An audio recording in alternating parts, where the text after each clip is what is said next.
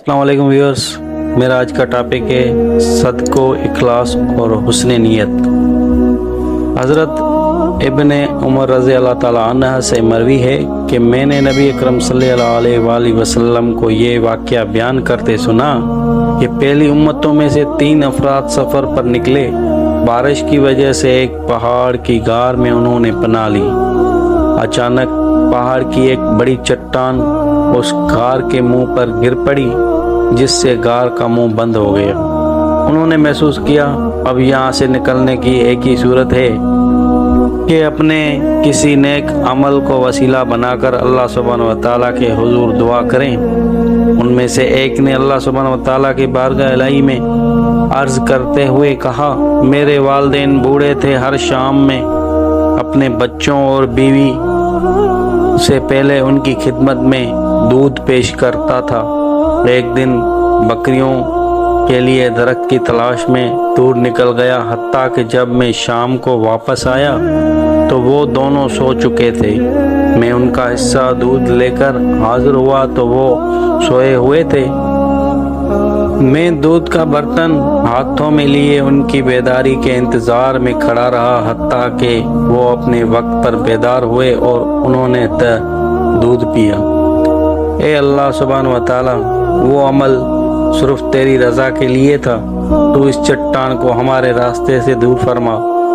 तो उसके बाद वो चट्टान इतनी हटी कि वो वहाँ से निकल ना सकते थे। फिर दूसरे शख्स ने अर्ज़ किया, ए अल्लाह सुब्हानहू व तआला, मेरी एक चचा ज़ात बहन थी जिससे मैं मोहब्बत करता था। मैंने उससे उसके नफ्स का मुतालबा किया तो उसने इनकार कर दिया। हत्ता कि 1 साल वो कहत में मुब्तला हुई तो मैंने उसे 120 दीनार उस शर्त पर दिए कि तू मेरे साथ खुलूत करेगी, तो वो मान गई।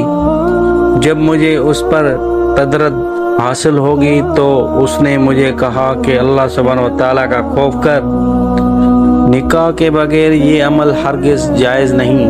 तो मैंने उसको गुनाह अजीम समझकर छोड़ दिया, हालांकि वो मुझे तमाम लोगों से महबूब थी और वो दीनार भी वापस ना लिए।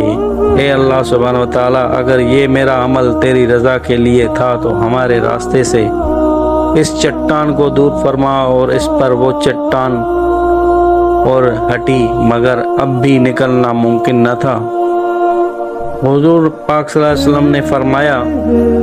फिर तीसरे शख्स ने अर्ज़ किया, ए अल्लाह सुब्हानहू व तआला, मैंने एक दफ़ा बहुत से मज़दूरों से काम लिया, तमाम को उनकी मज़दूरी अदा कर दी, मगर एक शख्स अपनी मज़दूरी लेते बगैर चला गया।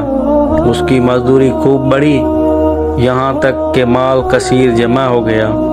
काफ़ी देर के बाद वो शख्स मेरे पास आया और कहने लगा कि मेरे मज़दूरी मुझे दे दो।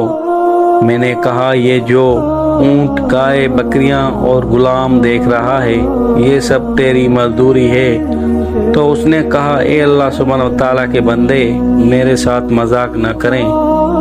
मैंने कहा कि मैं मजाक नहीं कर रहा। तो उसने तमाम पर कब्जा कर लिया और ले गया।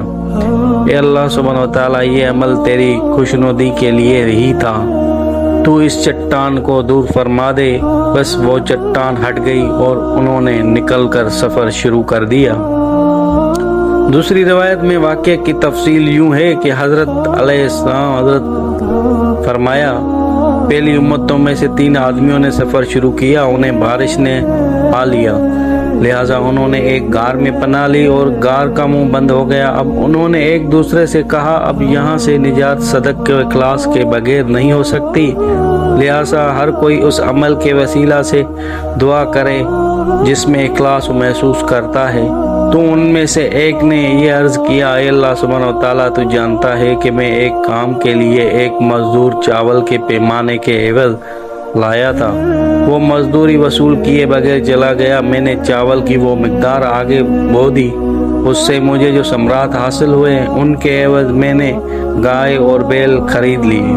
उसके बाद जब उसे लेकर मुझसे मज़दूरी का मुतालबा किया तो मैंने उसे वो गाय वगैरह दे दिए जो वो ले गया। अगर तू जानता है मैंने सब कुछ तेरे खौफ की वजह से किया था तो اس چٹان کو دور فرما، لہٰذا وہ دور ہو گئی۔